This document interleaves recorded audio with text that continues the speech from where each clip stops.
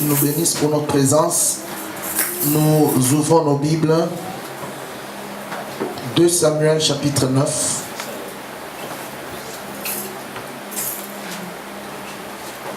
Versets 1 à 13. 2 Samuel, disons au 9e chapitre, et 13 versets du chapitre 9, parce que le chapitre 9 n'a que 13 versets. 2 Samuel 9, 1 à 13. Vous écrivez aussi 2 Samuel 4, verset 4. 2 Samuel 4, verset 4. Et nous allons aussi lire 1 Samuel 20. Mais là, je vais vous donner les versets après. Écrivez aussi 1 Samuel 20.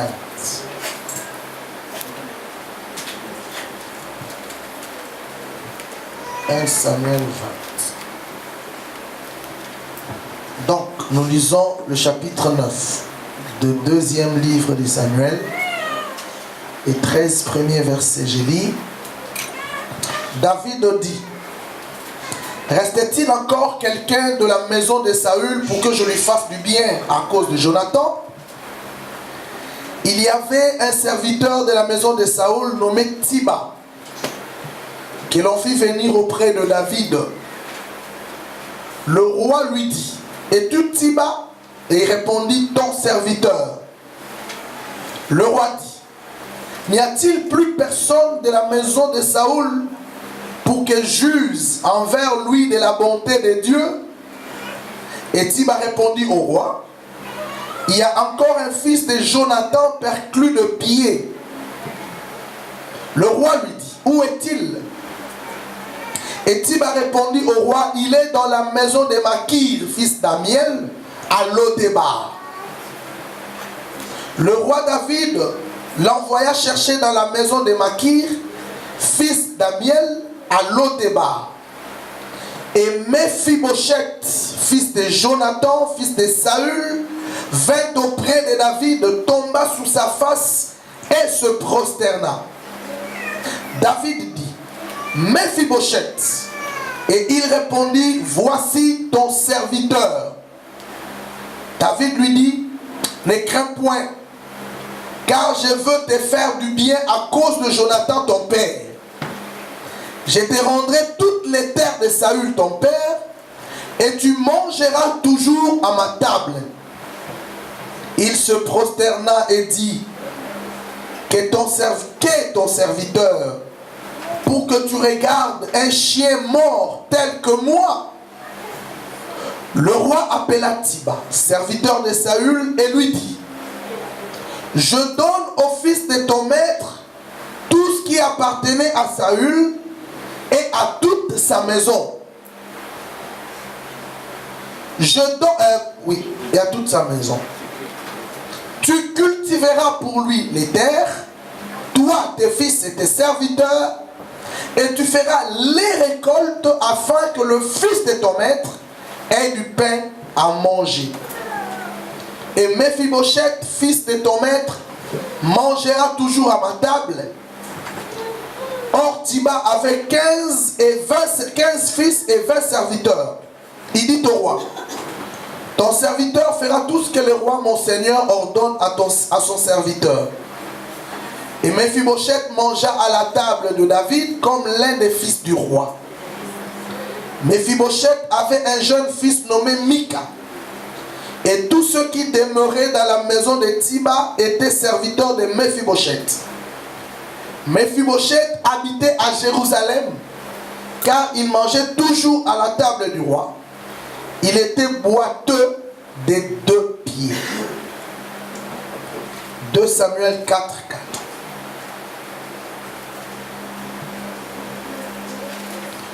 Jonathan, fils de Saül, avait un fils perclus des pieds. Il était âgé de 5 ans lorsque arriva de Jisraël la nouvelle de la mort de Saül et de Jonathan. Sa nourrice le prit et s'enfuit. Et comme elle précipitait sa fuite, il tomba boiteux. Son nom était Mephibosheth. 1 Samuel chapitre 20.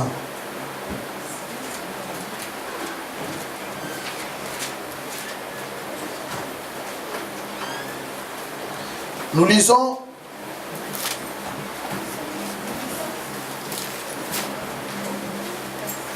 le verset 3.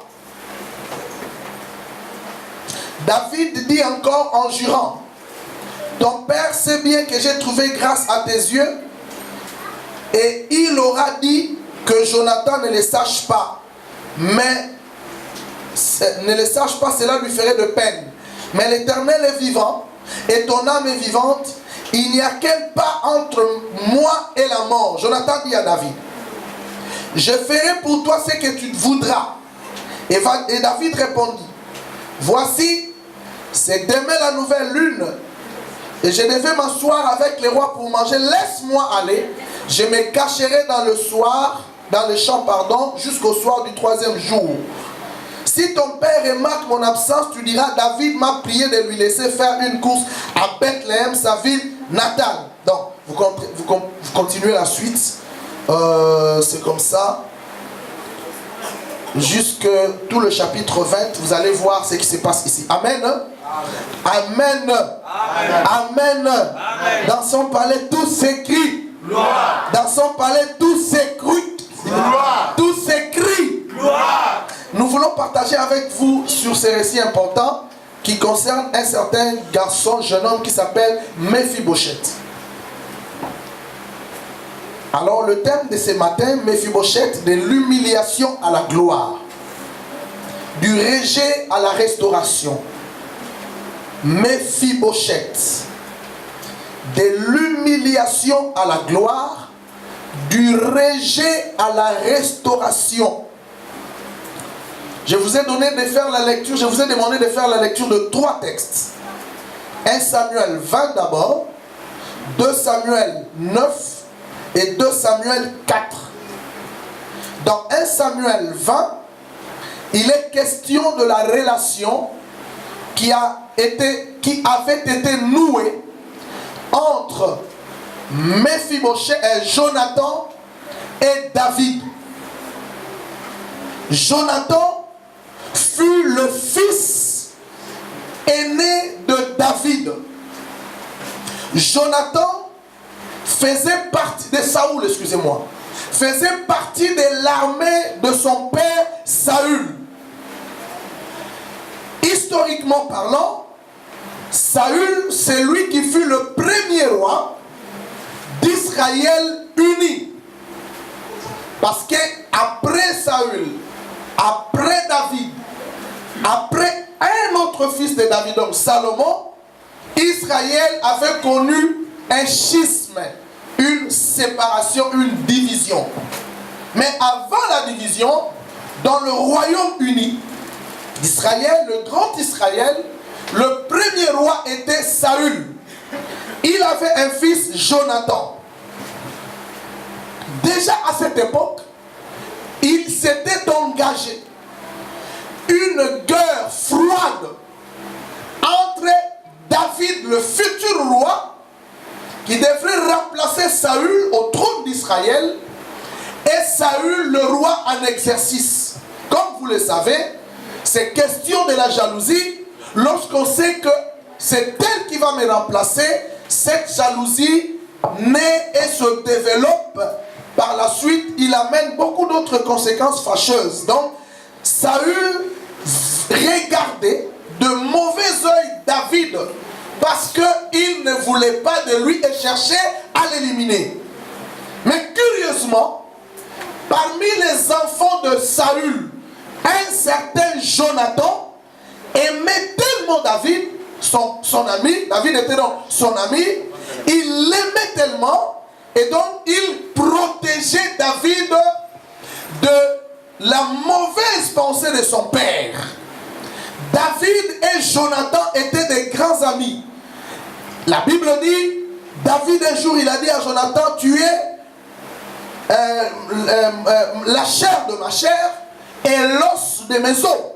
Donc l'expression chair de chair, l'os des os n'est pas seulement en relation avec femme, mari, comme nous le savons dans Genèse. Entre David et Jonathan, on a aussi utilisé cette expression. Chair de ma chair, os de mes os. Il y avait une relation nouée, intime.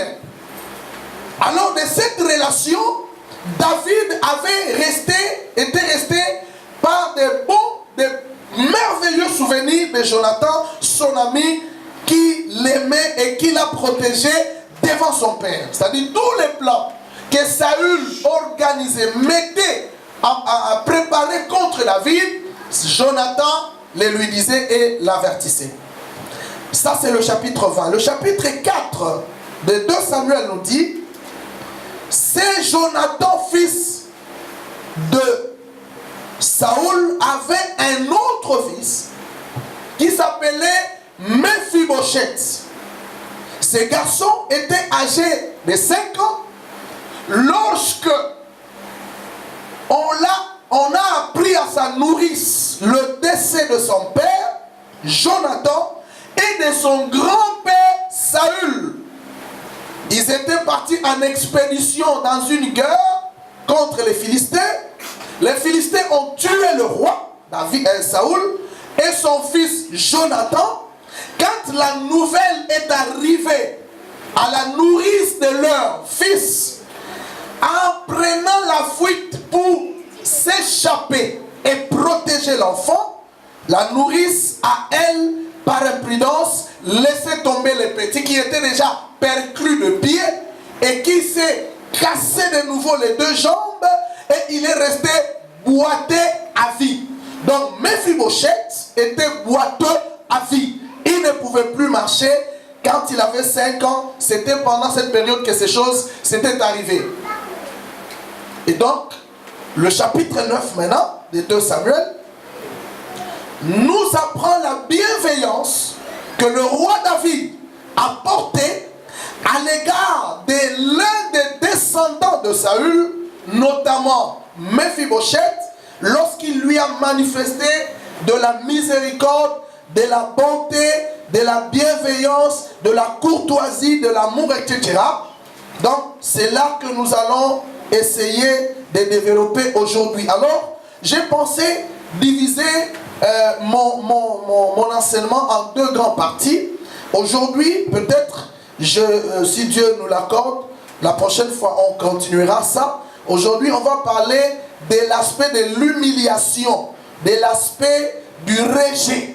Je vais parler de là. Mephibosheth rejeté. Mephibosheth humilié. Parce que la deuxième partie, nous allons voir l'introduction de Mephibosheth dans la maison du roi. Mais parlons maintenant de Mephibosheth rejeté. Mephibosheth humilié.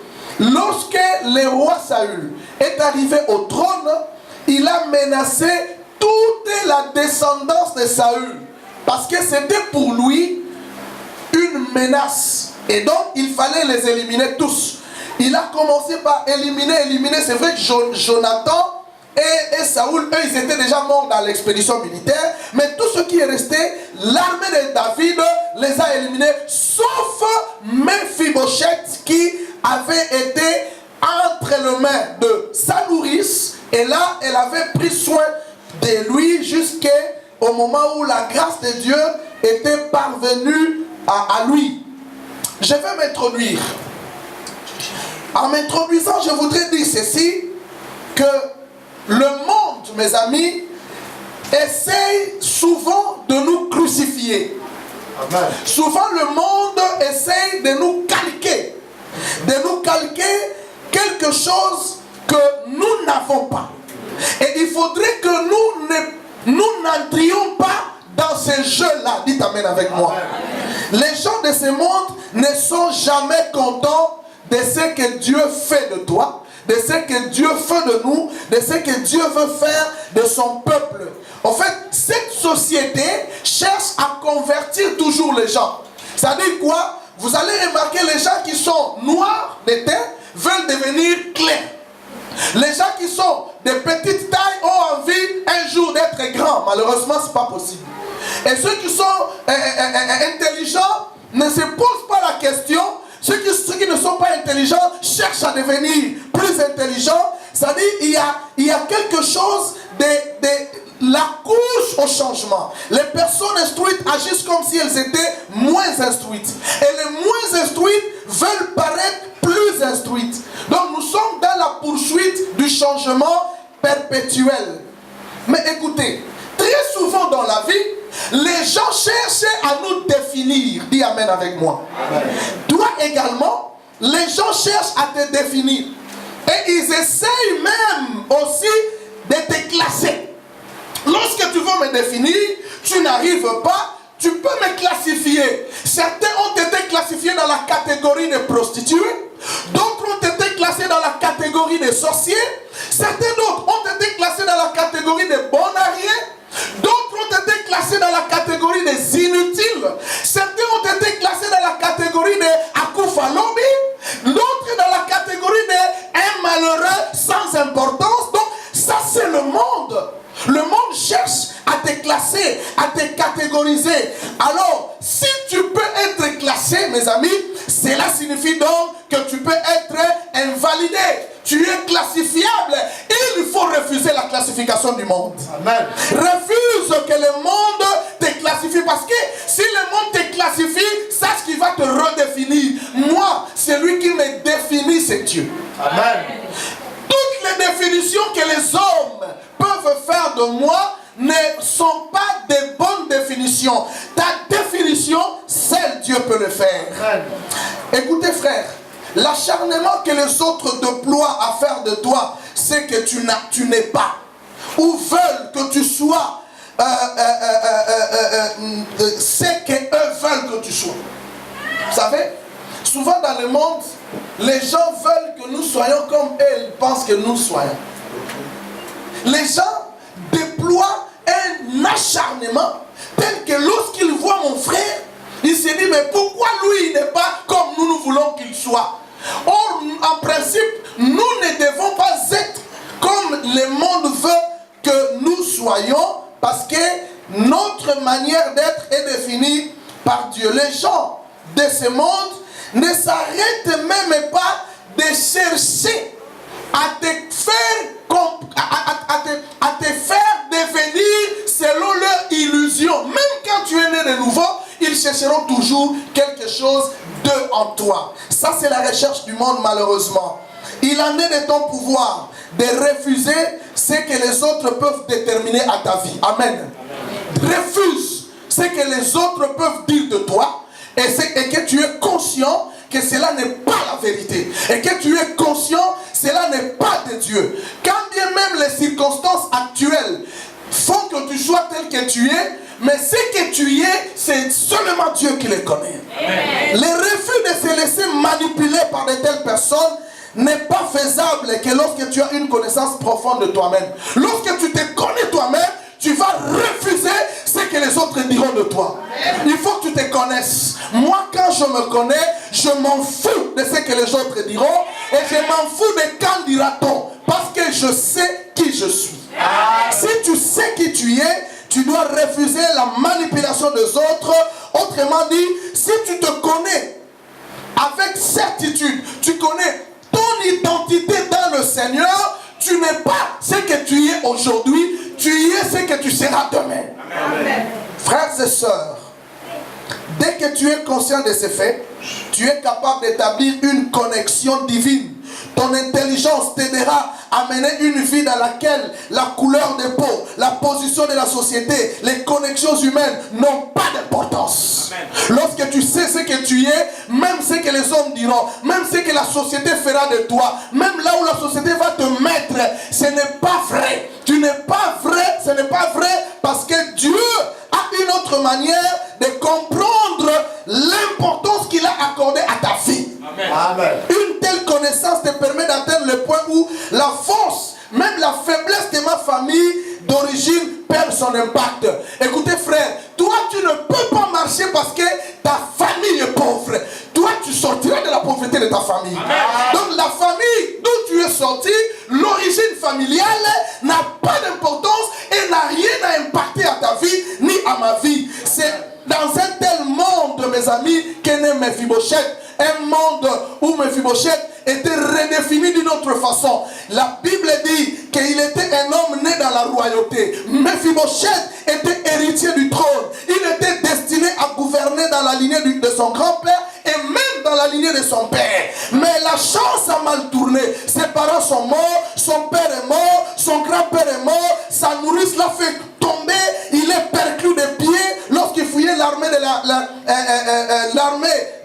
Joab, qui était enragé contre la famille de Saoul, qui cherchait à éliminer tous les membres de sa famille. Voilà le malheur qui a frappé cet homme. Il est resté boiteux, il ne pourra rien faire, handicapé des pieds, il est réduit. Il habitait Jérusalem, maintenant il est allé loin de Jérusalem. Les conditions de sa vie sont devenues malheureuses.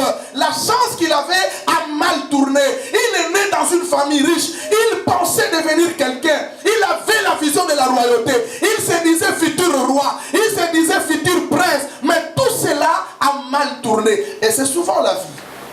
C'est souvent la vie, mes amis. C'est souvent la vie lorsque les choses ne vont pas telles que nous les pensons. Lorsque les choses tournent mal, lorsque les choses vont à l'encontre de nos désirs, à l'encontre de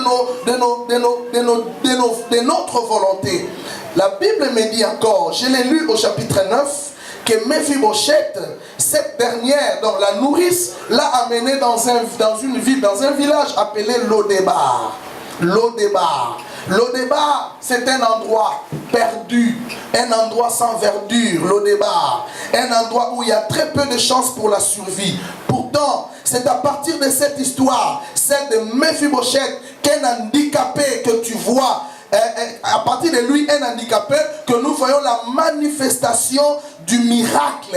Dieu a manifesté un miracle auprès de quelqu'un que la société avait cloué, auprès de quelqu'un que la société avait marginalisé, auprès de quelqu'un que la société avait classé, auprès de quelqu'un que la société avait ignoré. Lodébar, qui pouvait croire qu'à Lodébar, quelqu'un pouvait sortir pour passer de Lodébar à Jérusalem? Il était à Jérusalem, il est allé à Lodébar. De Lodébar, Dieu devrait le prendre pour le ramener à Jérusalem. Là où tu es n'est pas la fin de ta vie. Amen. Là où tu es arrivé n'est pas le stop. Yes. Mais là où tu es, ce n'est qu'un tremplin. C'est le via. Parce qu'il y a un projet de Dieu sur toi. Il y a un projet de Dieu qui se développe avec toi. Car parce que Dieu, lorsqu'il nous appelle, il établit un programme avec celui qui l'appelle. Et face à ce programme, il veut marcher avec toi. Dites Amen. Tu as un programme avec Dieu. En dépit des circonstances, frère, et en un peu de temps, l'intervention de Dieu retire les gens du chaos dans lequel ils se trouvent pour les faire devenir le message. Ce n'est pas qu'ils deviennent le messager, ils deviennent le message. Voyez la différence. Certains sont des messagers, mais toi, tu deviendras un message. C'est-à-dire les gens prêcheront toi. Les gens prêcheront ton histoire. Ça deviendra une histoire dans la bouche de tout le monde. Regardez Janine, regardez Rachel, regardez elle. Tu deviens un message. Mephibosheth est devenu un message parce qu'il est parti du rejet le plus total à la restauration la plus totale. D'une extrême à l'autre, toutefois, mais nous allons le voir et le penser qu'il faudrait arriver aussi à mettre sur pied, à faire l'inventaire, si vous voulez, des problèmes qui sont venus se manifester à Mephibosheth, qui sont venus vers lui. Et donc, c'est ce que nous voulons faire maintenant. Nous avons 6 points que nous allons développer. Nous allons faire l'inventaire des problèmes par rapport au rejet de Mephibosheth. 6 points nous allons développer, je vous les donnerai un par un. Sur le mont Gilboa, nous sommes à la montagne de Gilboa. Le roi Saoul et le prince Jonathan, son grand-père et son père, ont combattu l'armée des Philistins jusqu'à ce que Israël, qui était sous-équipé malheureusement et malmené, pour finalement être mis en déroute par ses adversaires. Une telle défaite signifiait une royauté affaiblie, un Israël amoindri, une armée réduite, une nation qui vit dans la précarité morale, la précarité sur le plan militaire. Alors que Un autre fils de Saoul, qui s'appelait Ish-Bosheth, là il n'était pas le fils de Jonathan mais de Saoul, Ish-Bosheth est arrivé au trône. Quand il est arrivé au trône, David est venu, il a détrôné, il a tué, et donc toute la famille de Saoul était chassée, tuée, ils moururent tous, sauf Mephibosheth. Le jeune prince qui était resté, petit-fils du roi, n'a pas cherché à réclamer son titre de roi, ou même son héritage, sans doute, parce que comme son nom l'indiquait, il était trop embarrassé d'être lié à la royauté. Pour lui, l'important n'était pas qu'il soit devenu roi. Il ne pouvait pas le réclamer. Sa position seulement de boiteux ne pouvait pas le pousser à conquérir le trône de son père. Il était réduit. Il était dans l'incapacité. Il vivait dans une situation telle que aucune illusion, aucune idée ne pouvait traverser sa tête pour le pousser à revendiquer ou à organiser une rébellion afin de récupérer la royauté. Ça ne pouvait pas passer en lui. Ça ne pouvait pas se glisser dans son esprit parce qu'il était très embarrassé. Tu vas peut-être dire Dieu a permis les circonstances pour déterminer l'avenir de Mephibosheth. C'est bien vrai, c'est la vérité. Parce qu'avec son titre, avec ce qu'il était, il était hanté du mensonge de Satan. Satan avait fait des séminaires privés en lui. Regarde maintenant tel que tu es. Qui va t'épouser vraiment? Regarde ton âge. Qui va t'aimer vraiment? Regarde ton incapacité. Qui va faire de toi quelqu'un? Regarde le nombre des enfants que tu as. Qui va encore te mettre la bague au doigt? Regarde. Et nous sommes nourris, come on, de tous ces regards. Amen. Et quand vous êtes nourris de tous ces regards là et ces séminaires privés ont créé un champ et vous ont envahi. C'est donc les mensonges du diable. Amen. Par l'étape d'humiliation, je commence par vous définir déjà le nom de Mephibosheth. Cet homme, malheureusement, il avait un nom malheureux. Et c'est peut-être aussi par rapport à ce nom, je ne sais pas moi. Le nom de Mephibosheth, en hébreu, c'est donc un nom qui doit être composé. Il y a d'abord la partie, préfixe ou partie, Bosh, B-O-C-H-S-H, Bosh.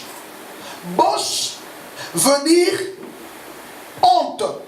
Bosh, en hébreu, honte. Et une autre partie, Bosheth. Bosh, ça veut dire honte. Bosheth veut dire honteux.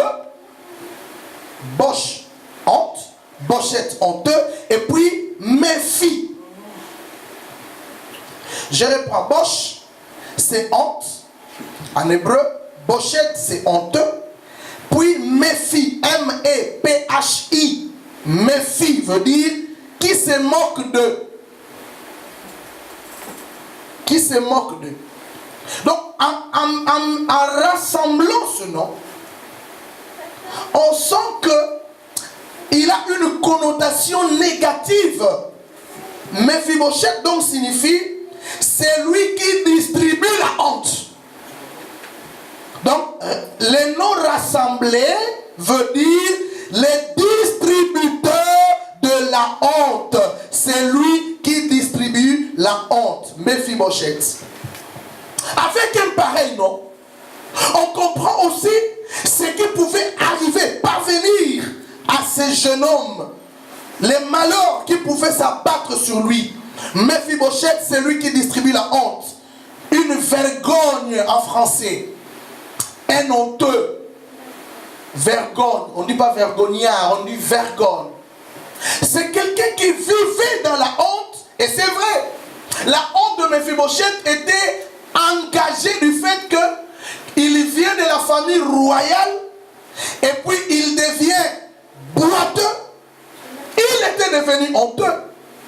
Et la peur l'avait envahi. Alors, premier point du rejet de cet homme, j'ai dit, il vivait dans la peur. Écrivez 1. Il vivait dans la peur. Mephibosheth vivait dans la peur.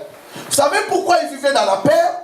Parce que Mephibosheth savait qu'il était en perpétuelle recherche par l'armée de Saül. Quand tu apprends qu'on est en train d'exterminer ta famille, c'est comme nous qui nous sommes venus de l'Afrique, et certains en venant ici, ils ont dit à l'État belge, oui, moi je fuis parce que j'étais menacé. Et imagine un seul instant que ta famille au Congo, en Angola, en Afrique, partout où tu habites, est menacée de mort. Quand bien même tu seras en exil en Europe, mais tu ne seras pas tranquille parce que tu pouvais te dire, on pouvait aussi envoyer ces gens ici pour me faire la cour et me rechercher. Donc Mephibosheth vivait dans cette condition. La peur d'être tué, la peur d'être poursuivi, la peur d'être attrapé. Il s'est posé la question, comment je peux courir si jamais aujourd'hui l'armée de David m'est recherchée? Si jamais aujourd'hui l'armée de David me poursuivait, comment je peux courir? La peur, mes amis, est une arme que se sert l'ennemi pour lier les gens. La peur est une arme qui te ligote. Lorsque tu es envahi par la peur, tu es ligoté. C'est pourquoi la peur nous ramène à l'esclavagisme. Un peureux, c'est un esclave. Dites amen. Un peureux, il est lié. La peur te pousse à magnifier les petites choses. Quand tu as la peur, les petites choses ne passent plus devant toi. Tu crées même la souris, tu crées même la mouche, tu crées même, je ne sais pas moi, la petite moustique. Toutes ces petites bestioles te dérangent parce que tu es envahi par la peur.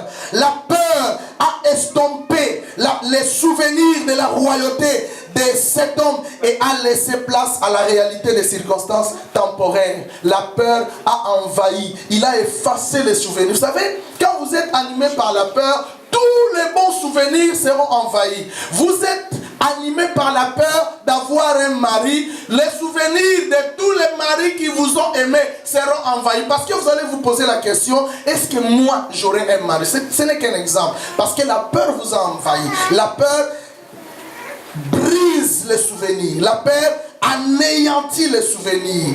La peur nous amène à accepter les circonstances actuelles, même si elles ne sont pas des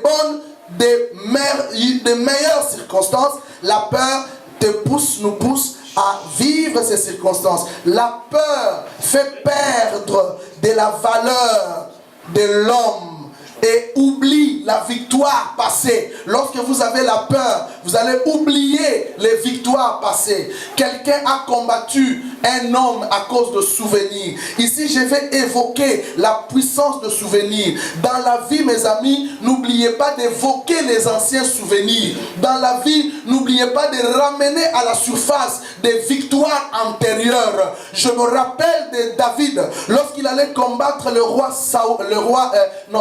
Goliath. David est devant Goliath. On lui pose la question, est-ce que tu sauras combattre cet homme? David dit oui. Le roi lui dit, qu'est-ce qui te fait comprendre que tu vas combattre réellement cet homme? Il dit, oh roi, ton serviteur gardait les troupeaux de son père dans la forêt. Un jour, le lion est venu. Un jour, l'ours est venu. Je l'ai pris par la gorge. Je l'ai dévoré. De même, ton serviteur a dévoré le lion. De même, ton serviteur a dévoré le loup. Il dévorera cet incirconcis. La puissance de souvenirs. Lorsque tu as de bons souvenirs, rappelle-toi de ces souvenirs, ramène ces souvenirs au présent, affronte les problèmes. Lorsque tu as les problèmes, ne t'effraie pas devant les problèmes, affronte les problèmes en remettant dans ta tête les souvenirs antérieurs des victoires passées. C'est lui qui t'a donné la victoire hier, te donnera la victoire aujourd'hui. Donc par l'ancien souvenir, tu prends la force, tu prends l'énergie, tu affrontes les problèmes. Mais sinon, quand tu as la peur, tu ne feras rien. Les gens qui sont peureux renvoient à demain ce qu'ils peuvent faire aujourd'hui. C'est pourquoi ils ne prospèrent pas. Fais-les. Non, je le ferai demain. Fais-les. Non, je le ferai demain. Si tu renvoies à demain, ce que tu peux faire aujourd'hui, tu verras des années passer, tu ne fais rien. Parce que tu as peur. Il faut affronter, mes amis. La peur d'être ridiculisé par les amis et les enfants avec qui il a grandi. C'est ça, Mephibosheth. Il était renfermé par la peur. Moi qui fus le fils du prince, moi qui fus le petit-fils du roi, toi. Aujourd'hui, je vis dans un endroit reculé à Lo-Debar, sans secours, sans assistance. Je n'ai plus de pieds. Quand ils vont me voir, qu'est-ce qu'ils vont dire de moi? La peur de quand dira-t-on? En fous-toi de ce que les gens peuvent dire de toi. Tu t'en fous. Affronte les problèmes. Va vers la situation. Il était lié par la peur d'être considéré comme boiteux. Les craintes de ces garçons handicapés qui ne pouvaient répéter les prouesses de son père l'incitaient, mes amis, à rester enfermé dans sa maison. Beaucoup de gens refusent le milieu parce que maintenant que je suis devenu moche, maintenant que je suis devenu comme ça, qu'est-ce que les gens diront de moi? Tu t'en fous de ce que les gens diront de toi. Affronte les problèmes.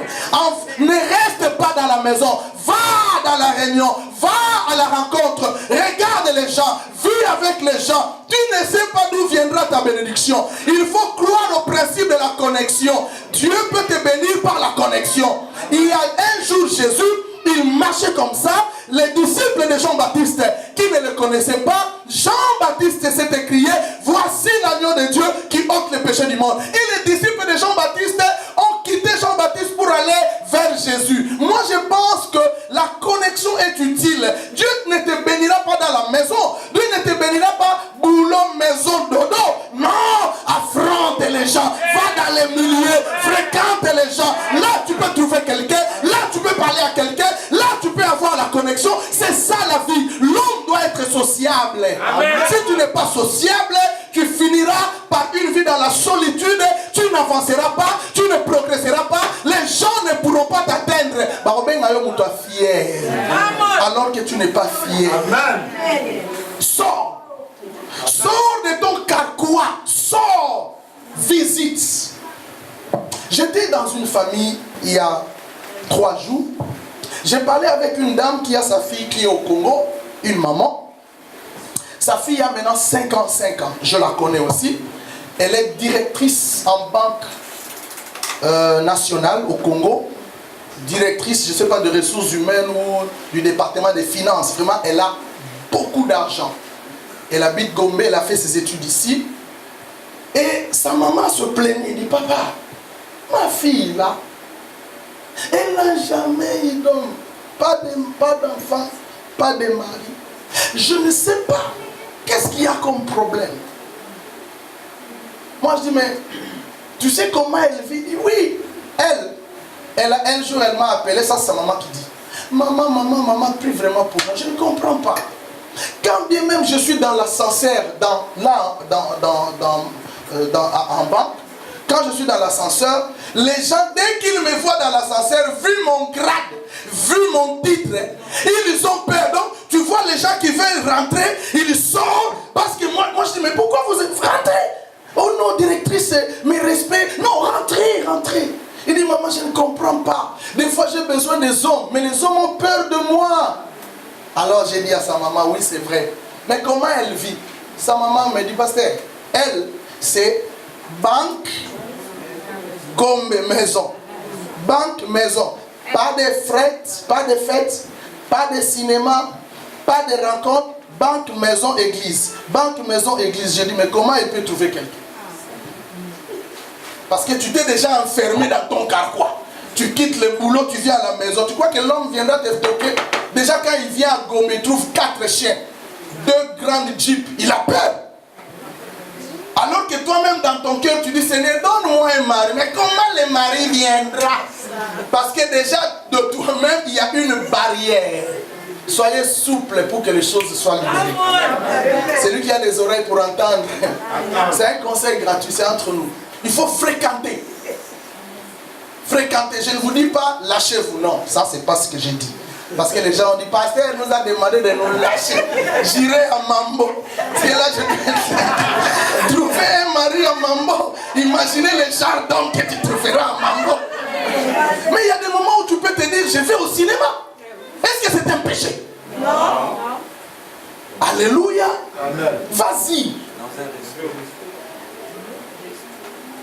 Mais il faut respecter les limites que Dieu a établies. Quand tu vas là-bas, ne fais pas des avances. Tu fais le chignon, tu regardes quelqu'un, tu fais tac. Tu bipes comme quelqu'un. Un jour, un mari m'a dit, pasteur, je ne suis plus d'accord avec cette femme. Elle ne fait que biper les hommes, biper les hommes. Je dis, comment elle bipe? Je dis, regarde, demande là, elle est là.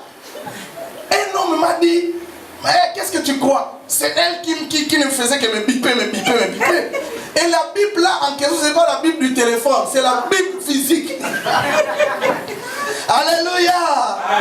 Bien-aimé, la peur, les craintes, il ne faut jamais t'enfermer. Ne pense pas que les malheurs viennent. Vous savez, il y a de ces peurs-là. Le diable nous a envahis d'une peur de la mort. Donc quelqu'un qui marche déjà, il voit la négation, il voit la mort, il prend tout en négativité.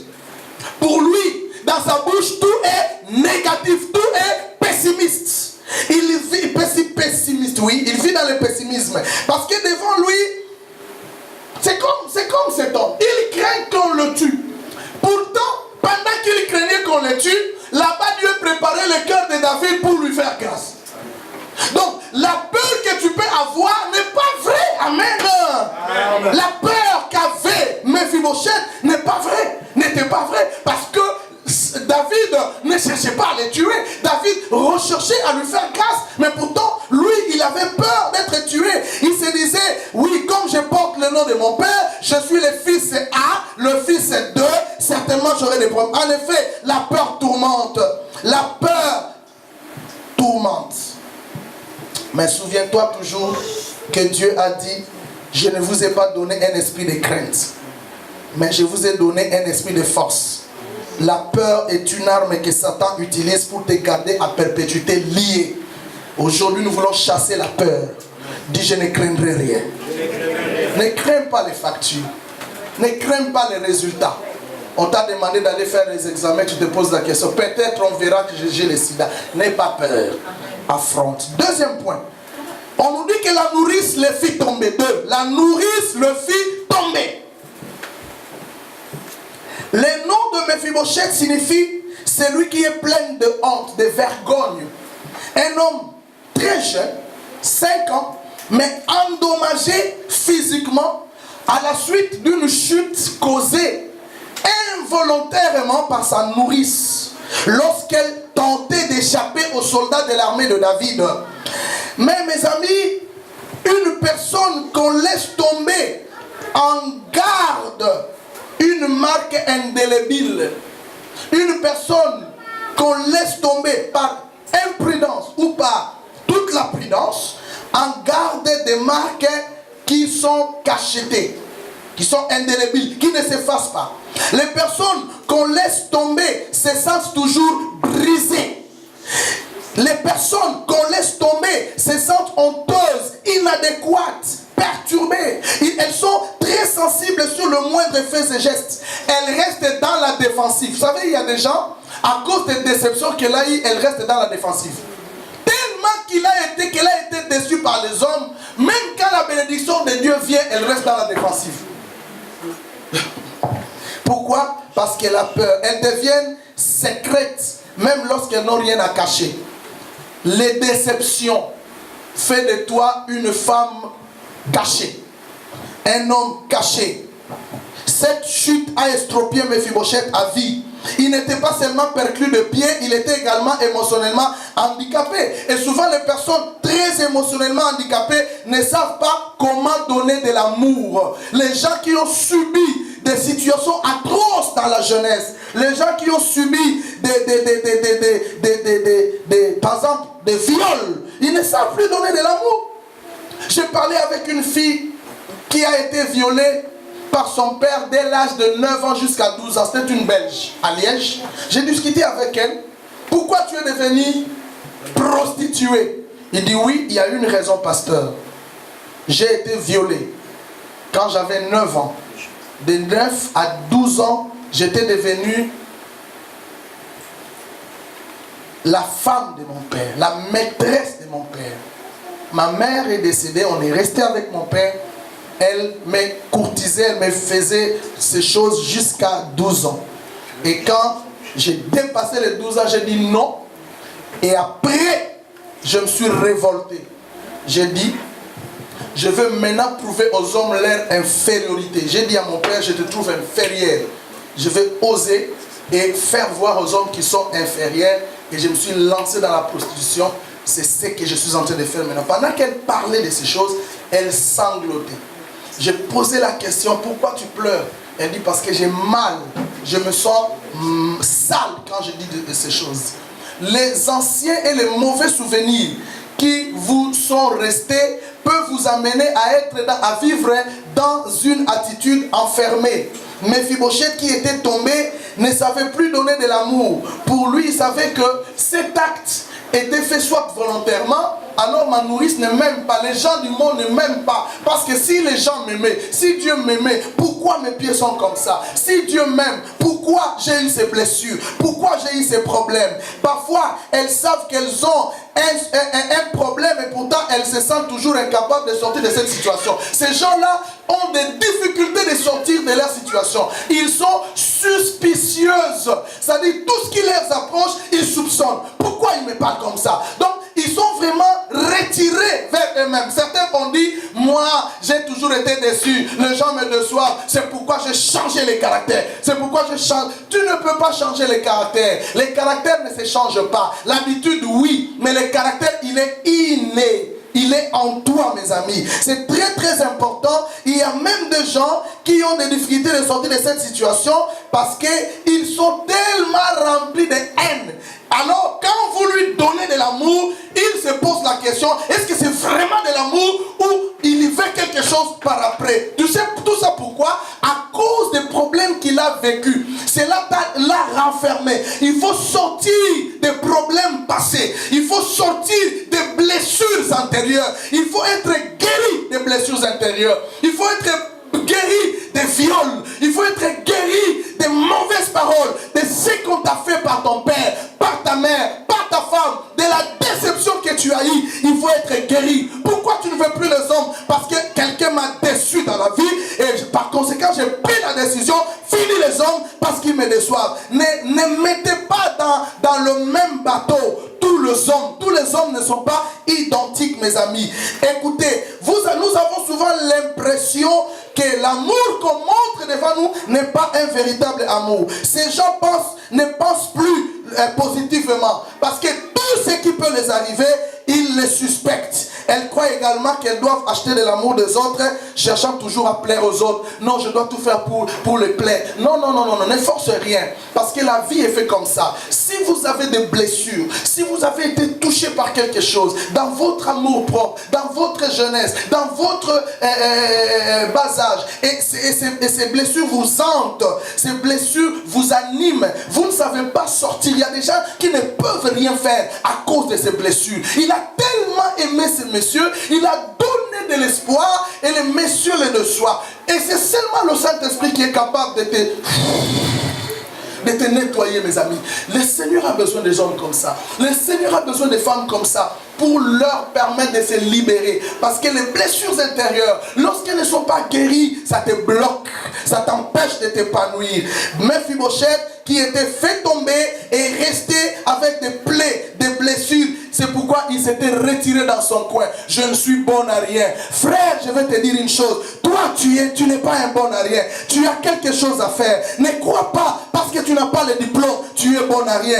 Non, ce n'est pas vrai. Ne crois pas parce que tu es de petite taille, tu n'es bon à rien. Non, ce n'est pas vrai. Ne crois pas parce qu'il n'y a aucun homme, parce qu'il n'y a aucune femme qui t'appelle, tu es bon à rien. Non, ce n'est pas ça. Tu es quelqu'un et tu as quelque chose. Sors de ce qui te hante et tu seras guéri et les choses vont reprendre le cours normal. Même quand tu as échoué, fais de cet échec une expérience. Dites amen avec moi. Amen. Que l'échec d'hier devienne une expérience. Amen. Comme ça, la vie continue. Fais-les rentrer, oublie-les. La Bible dit ne pensez plus aux événements passés. Amen. Je vais créer une chose nouvelle. 3. Il a cru à un mensonge. Mephibosheth, troisième aspect. Il a cru en un mensonge. Frère, quand la peur te dépeint une image, celle-ci ne devient tragédie que lorsque tu y crois. Je veux dire à quelqu'un, lorsque tu as la peur et que la peur te domine, si tu crois à ça, ça devient une réalité. Il faut dire non à la peur, non au mensonge. Écoutez, la peur profite de ton pouvoir d'imagination. Quand tu as la peur travaille avec ton imagination. Quand tu traverses comme ça, la peur te dit, ici rien ne va marcher. Quand tu aimes quelqu'un, la peur te dit, vous n'irez pas loin. Quand tu viens à l'église, la peur te dit, c'est n'importe quoi. Quand tu commences des affaires, la peur te dit, tu vas tomber. Refuse ça au nom de Jésus. Amen, amen, amen, amen, amen.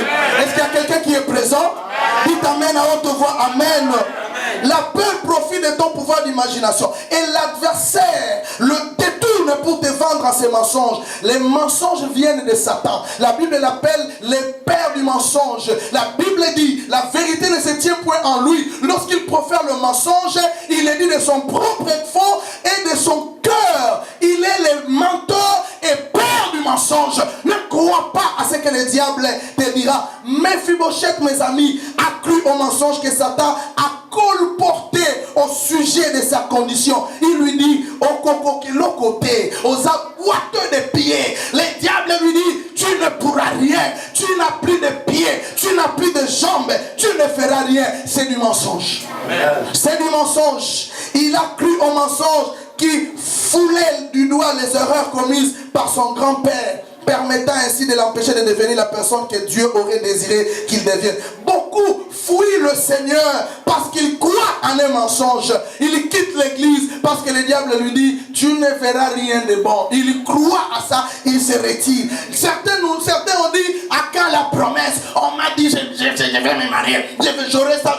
Jusqu'à quand? C'est comme ça que Pierre dit. Il y a des gens qui se posent la question, mais à quand l'avènement du Seigneur? Nos pères sont morts, nos arrière-grands-parents sont morts. On nous a dit qu'il reviendra, on nous a dit qu'il sauvera, mais jusqu'à quand il ne revient toujours pas?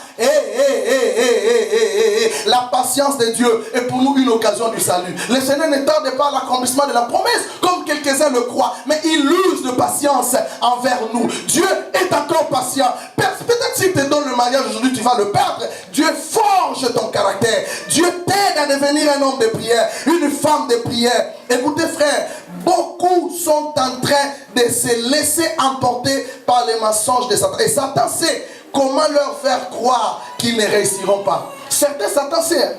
Il dit, laissez-les venir à l'église. Laissez-les écouter Dr. Cam.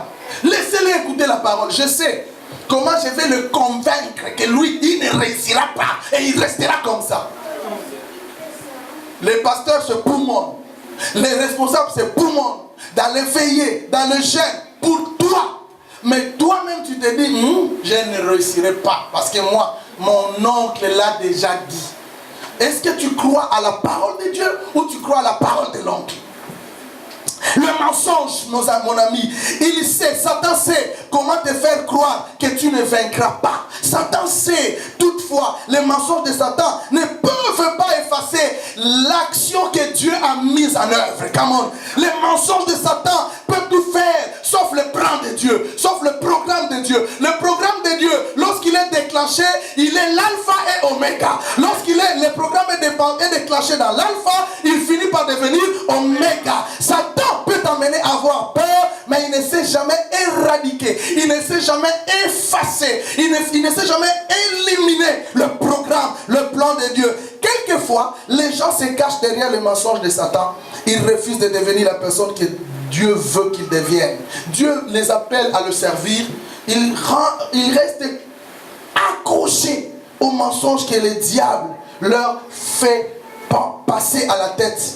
Tes expériences du passé peuvent être des instruments pour attaquer ton esprit. Une relation abusive que tu as vécue dans le passé, une défaillance mentale que tu avais autrefois eue, un péché obscur que tu n'as pas encore confessé, qui t'empoisonne l'esprit, un passé de pécheur que tu avais peur que l'on découvre, une blessure émotionnelle qui t'abat, ça peut t'enfermer. Mephibosheth se sentait intimidé, mes amis. Il a d'abord cédé à la peur des hommes, ensuite à la peur de Dieu. Il se sentait intimidé par son handicap physique et par l'opinion des autres. Il s'est raccroché à ses aïeux et s'est caché dans une petite case obscure que Tiba, le serviteur de son père, lui avait sans doute procuré. Tout comme Mephibosheth, n'acceptons pas les béquilles de l'humiliation. Dites amen avec moi. Amen. Nous refusons de nous attacher à ce que les hommes pensent de nous. Nous sommes sans cesse et particulièrement soucieux de ce que Dieu pense de nous. Amen. Ne sois pas intimidé par les autres. Il y a des gens qui sont intimidés. Dans un milieu, ils se sentent intimidés. Les gens qui ne s'aiment pas, ils ont le manque d'acceptation de soi. Quand ils se regardent, ils regardent son visage, ils regardent son corps, comment il a eu du poids. Ils ne s'acceptent pas. Merci. Ils ne s'acceptent pas. Évitez le manque d'acceptation de soi.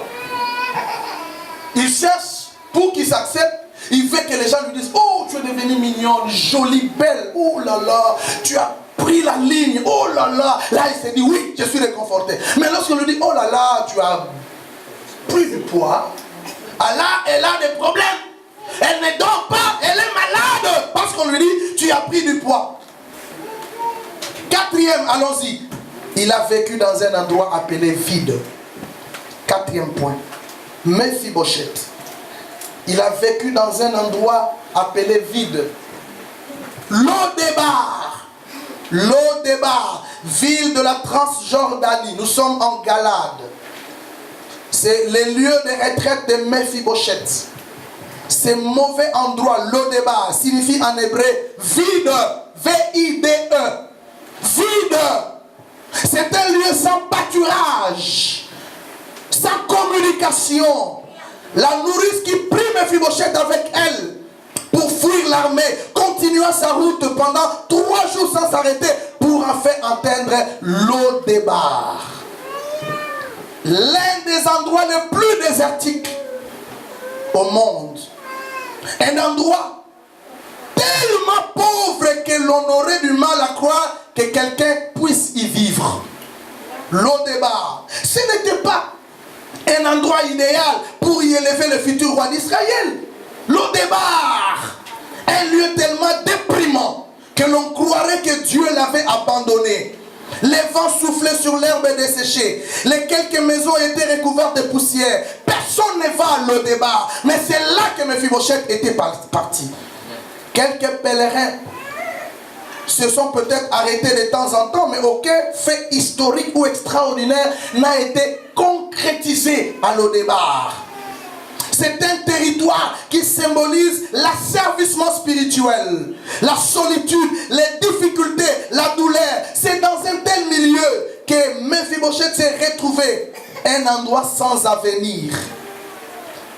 Frère, les lieux géographiques donnés a de l'importance lorsqu'ils déterminent un avenir heureux. Car les lieux où tu vis peut aussi déterminer ton avenir. Dites Amen. Amen. Cela affecte les personnes que tu vois.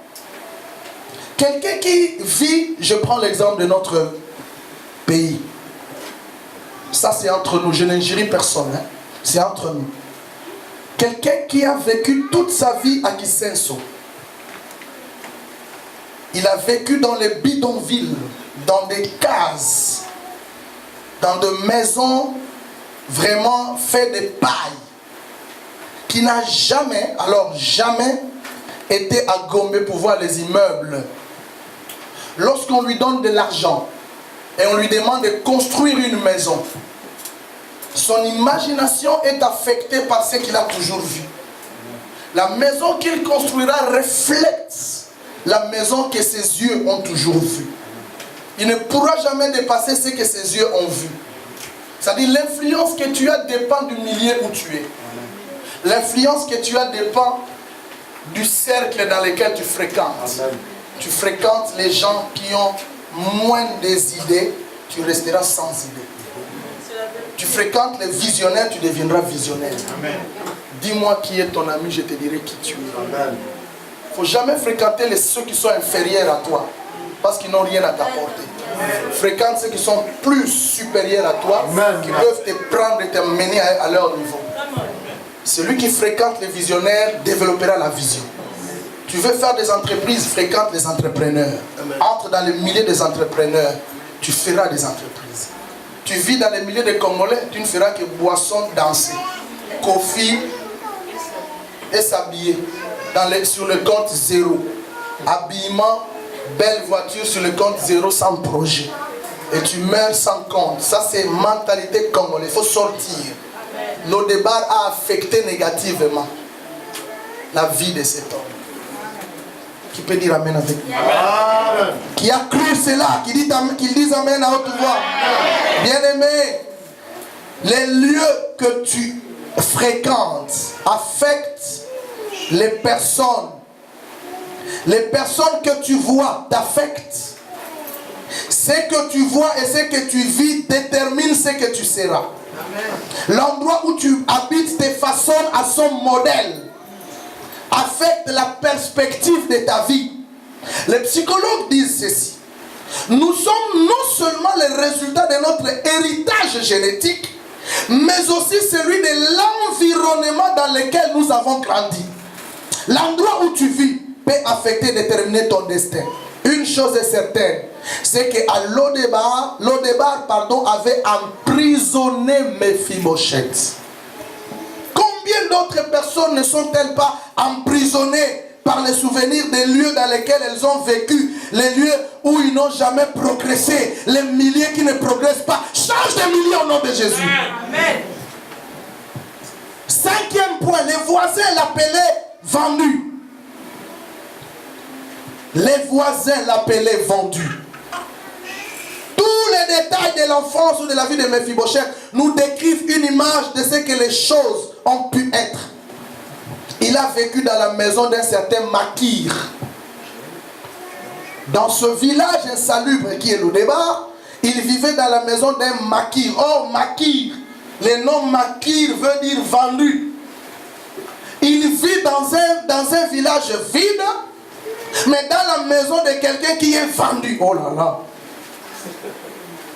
Il vit dans un village insalubre, abandonné de Dieu, appelé vide, mais aussi il vit dans la maison de quelqu'un qui est vendu, qui s'appelle vendu. C'est le reflet des choses que les personnes comme Mephibosheth font. Elles se vendent aux circonstances, aux problèmes de la vie. Mephibosheth s'est vendu aux circonstances. Car il se peut que l'adversaire lui aurait dit que sa situation ne changerait jamais, ou il devrait accepter les choses telles qu'elles étaient, accepter du fait qu'elles étaient l'œuvre de la fatalité, mais les circonstances en disaient le contraire. Satan, mes amis, essaye de te faire croire que les circonstances t'écraseront. Dites amen avec moi. Refuse ça. Satan essaie de te faire croire qu'il n'y a plus aucun espoir. Or, Dieu ne t'a pas appelé à être écrasé par les circonstances. Amen. Tu seras la tête et non la queue. Amen. Quelles que soient les circonstances. Amen. Tu seras en haut et non en bas. Amen. Quelles que soient les circonstances. Amen. Tu seras au-dessus et non en dessous. Amen. Tes circonstances ne peuvent pas t'écraser de ta priorité. Amen. Parce que tu ne dois pas vivre selon les circonstances. Amen. Vous savez la signification du mot circonstance? Je vais vous expliquer la racine du mot circonstance en latin. Le mot circonstance est un mot composé. Il y a d'abord le préfixe circum. C'est en latin circum, cercle, en français circum. Et puis le mot stance. Circum et stance. C'est les deux mots mis ensemble qui donnent circonstance. Ça c'est l'étymologie latine. Circumstance veut dire, donc circonstance veut dire le cercle dans lequel tu te tiens. L'instance là, c'est le mot français. Aujourd'hui, à la couleur café, les gens ont fait quoi? Des stands. Donc stand, c'est là où les gens se focalisent. Ah, j'ai mon stand. Les stands, c'est un mot anglais, stand up, là où tu peux rester. Et les stands et les stands, c'est la même racine. Donc, le cercle dans lequel tu te tiens. À la couleur café, j'ai ma soeur qui est là, qui fait des poissons. Alors, je lui ai promis d'ailleurs de passer là-bas manger le poisson. Elle m'a dit, viens pasteur. Mais elle a un coin où elle a son stand. Elle reste là. Je veux la localiser là. Et les circonstances, c'est quoi? Les circonstances, c'est les cercles dans lesquels tu te tiens. Deux fois, nos vies sont déterminées par les circonstances parce que les cercles dans lesquels nous nous tenons déterminent notre circonstance, les gens que nous fréquentons. Lorsque les gens se sentent enfermés dans un cercle, ils pensent qu'ils ne peuvent pas en sortir et doivent par conséquent accepter tout ce que la vie offre. Et là, vous allez vivre dans les paramètres de ces cercles. Dans les cas où les circonstances te vendent, tu vis dans les cadres de ces cercles. C'est la parole de Dieu qui doit diriger ta vie. Et non Makir, et non l'endroit de vendre, et non les circonstances. Évitez les mauvaises circonstances. Les circonstances dans lesquelles tu es ne déterminent pas ce que tu es. Change les fréquentations. Amen. Ça, c'est le message pour toi. Amen. Il y a quelqu'un ici que le Seigneur lui dit, lui parle. Change de fréquentation. Amen. Tout va changer dans ta vie. Amen. Et les choses vont s'ouvrir. Le 6e point, on les renvoie pour la semaine prochaine. Mettons-nous debout.